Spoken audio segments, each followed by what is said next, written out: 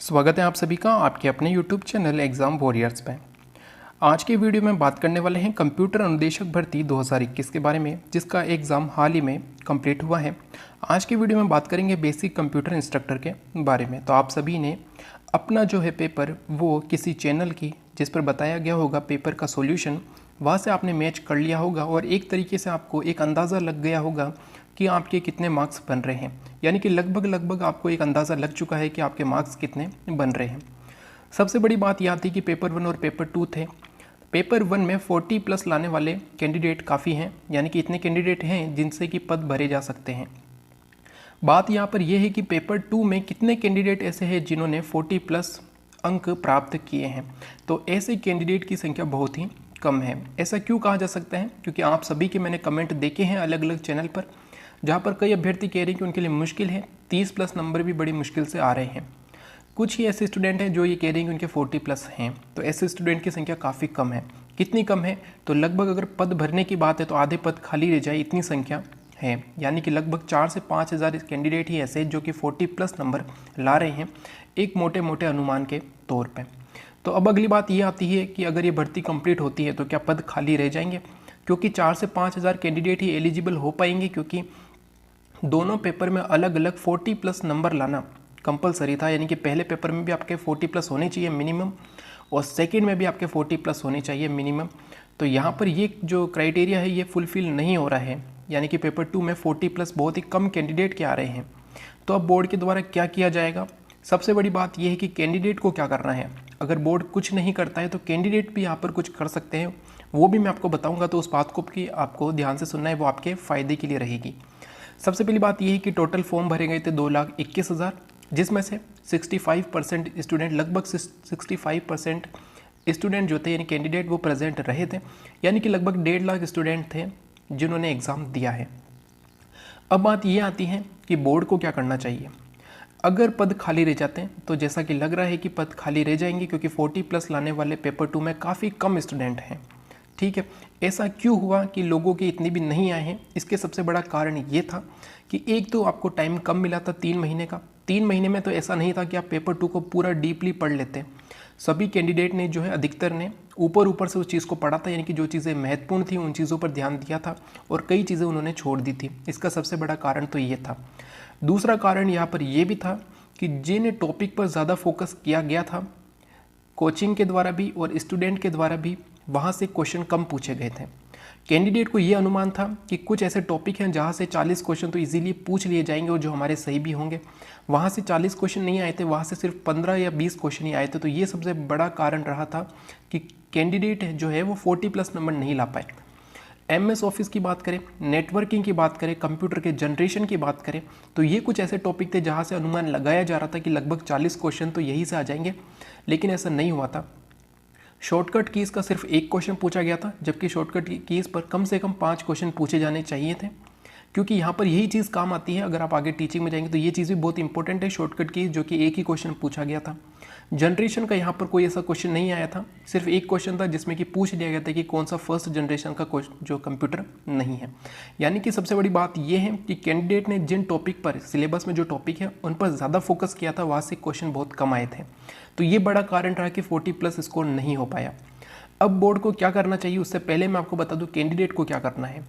यहाँ पर अगर हम बात करें उन कैंडिडेट की जो 40 प्लस तो नहीं ला पा रहे हैं, लेकिन जिनके 35 के आसपास नंबर है, यानी कि 35 से 40 के बीच में जिनके नंबर है, उन्हें क्या करना है।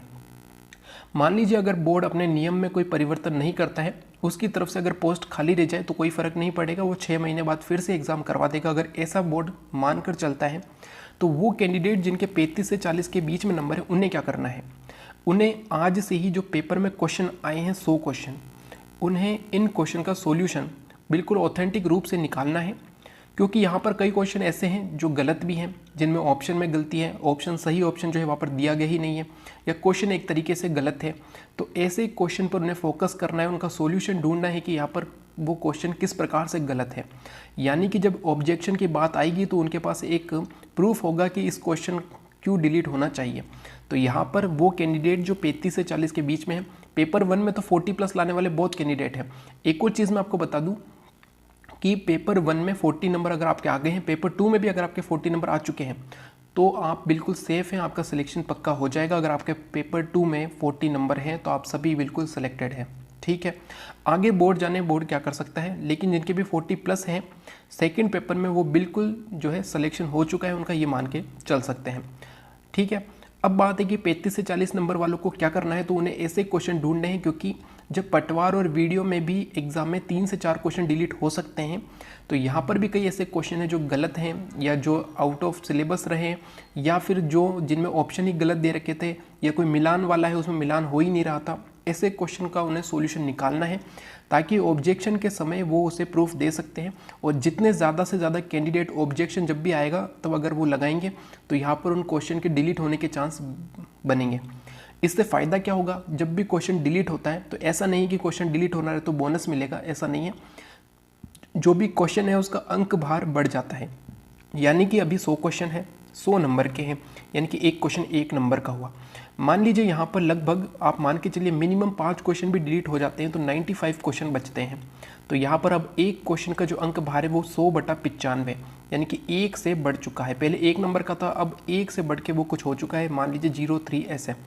यानी कि अब एक क्वेश्चन का भार बढ़ गया है।